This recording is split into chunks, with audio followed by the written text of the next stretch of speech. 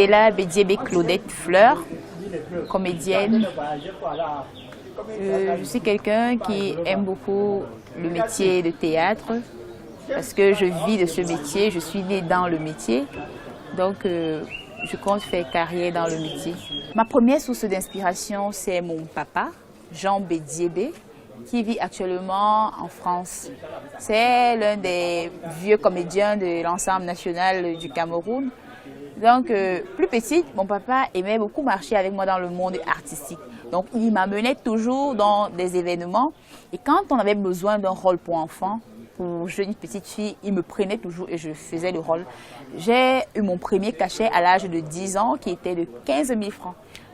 J'ai joué, non, je n'ai pas joué, j'ai plutôt interprété un rôle de gamine qui déclamait, qui jouait avec son papa et puis qui a déclamé un petit poème pour son papa. Et c'est là où j'ai eu mon premier cachet. Déjà, je faisais des ateliers avec des grands metteurs en scène tels que Jacobin Yaro, qui est le mien actuellement, des metteurs en scène Martin Ambara, donc Hermine Yolo, même des metteurs en scène qui vivent du côté des États-Unis. Oui, je travaillais avec certains metteurs en scène. Et puis je me suis dit, bon, avec peut-être une dizaine d'ateliers en théâtre, en jeu de comédien, pourquoi pas se lancer dans le monde professionnel? Et là est venu un casting. Donc mon metteur en scène actuellement, Jacobin Yaro, cherchait une comédienne avec qui il voulait bosser. Déjà, il voulait former la comédienne et il voulait en même temps recréer un spectacle qu'il avait déjà créé. Alors, il y a eu environ 5 comédiennes qui sont passées, qui sont venues faire le casting. Et j'ai eu le rôle. Moi, par exemple, j'essaie de jumeler entre le musée national où je travaille et mon métier d'artiste parce que je suis passionnée pour ce métier-là.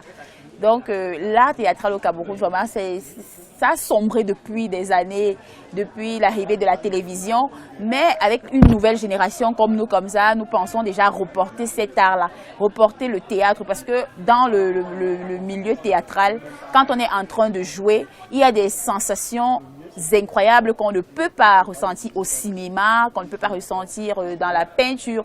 Donc le théâtre est un art vraiment exceptionnel qui demande beaucoup de concentration et qui demande de le soulever. Le spectacle Tant que durera l'homme est un roman.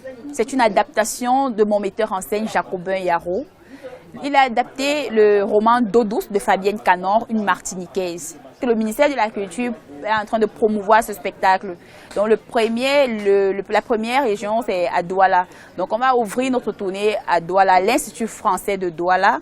Ensuite, nous allons partir en Ngaoundéré et on va profiter étant là-bas, on va jouer dans Garoua, on va jouer à Garoua et à Maroua.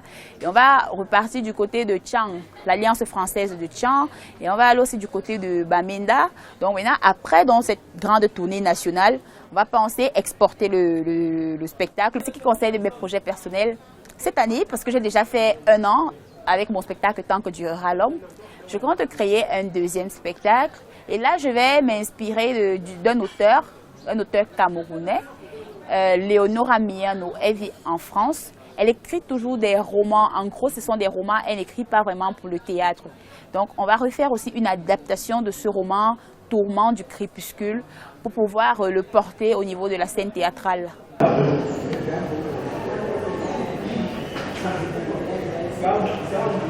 Il ne me reste plus qu'à enfiler une petite robe noire et à trouver des larmes au tombées. Celui dans lequel je suis née et qui compte un long couloir comme un trottoir.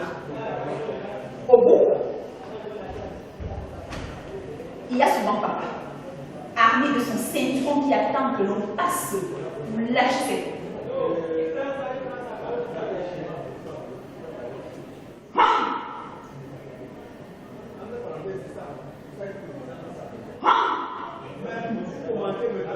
C'est ainsi qu'il accompagne ses gestes. Ces fessées qu'il nous distribue à la moindre erreur. On dira que je ne les bénisse pas. Mais si précis et rapide. Je suis toujours la première à passer. Rapport à mon esprit militaire et à mon goût prononcé pour le sacrifice.